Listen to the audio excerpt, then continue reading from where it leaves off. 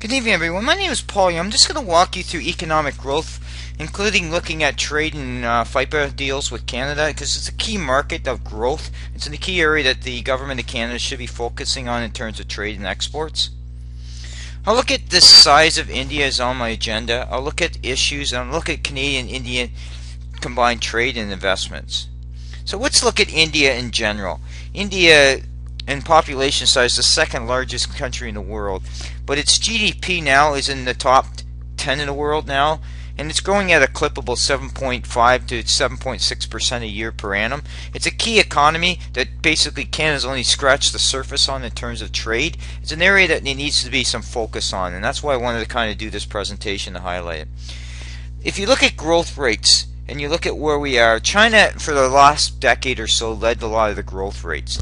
Now that's changing now to where India is likely going to be the one that's the big growth area for the next 5 to 10 years due to what they're trying to do in terms of modernization of the infrastructure, just the rising of the middle class in India. So it's a key market segment for Canada in terms of exports. But there are many issues when you're faced with India.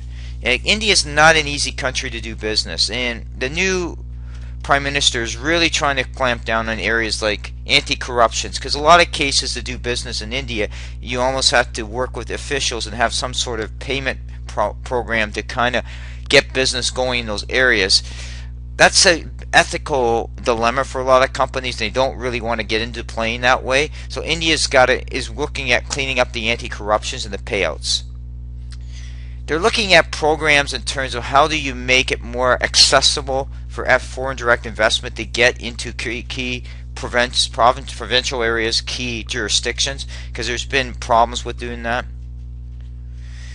The cost of doing business in India is very expensive. We'll talk about taxation rates, but it's a real critical area in terms of from local government policies, the approval process. So it's a very complex situation that a lot of businesses are faced there.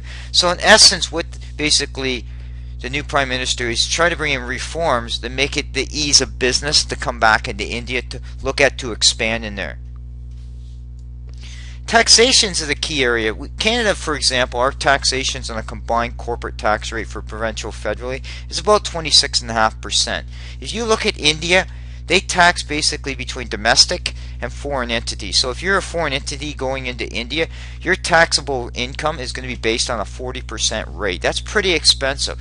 Plus also India is known to do a lot of challenges and a lot of audits to make sure they get a lot more of that income back. So there's a lot of more thorough processes in terms of taxation there that you need to be familiar with. This also gives you an idea in terms of indirect taxes from customs, excise, service tax, value-added taxes, essential tax, all the different taxes. So that comes back to the cost of doing business. Their tax system isn't simplified along with the other permit system that makes it more difficult to operate business in India. Let's talk about Canada in general. Canada's exports are about $530 billion. We're only doing about $2.5 billion worth of exports to India. That's not even 10%. That's like getting down to 2% to 4% of our exports are going to India. Yet India is a growing marketplace. There's been a lot of trade missions done over the last 5-6 years or so to try to introduce Canadian companies there, but there's a huge loopholes and issues with that companies are faced with to try to get contracts, and I'll get into that in the next slide or so. Is like anything else with business, there's things you have to do in terms of able to operate in those countries, and I'll talk a bit about that as we go in the next few slides. So the government has been rigorously looking at it, but it needs an equal partner to the table, and that's where the struggle's been, and that's what leads into the next slide. Typically in deals with when Canada's dealing with countries, there's two types of deals it does. It does what's called a FIPA. It's Foreign Investment Protection Act. It's basically to protect investors and protect Canadian companies from unlawful pressure from foreign entities, foreign governments' intervention. It's a way to protect investors. It also allows lawsuits to happen. Now there's a lot of dispute in terms of what happened in the election when Canada signed FIPA. FIPA is always into play. There's always been investor protection. What's not said lately is Justin Trudeau has come out and talked a bit about FIPA as part of the India that in terms of the court system, if there's investor issues or problems with corporations, they want to make sure there's a process or a mechanism play that works properly from both the domestic courts before it goes to the international arbitration.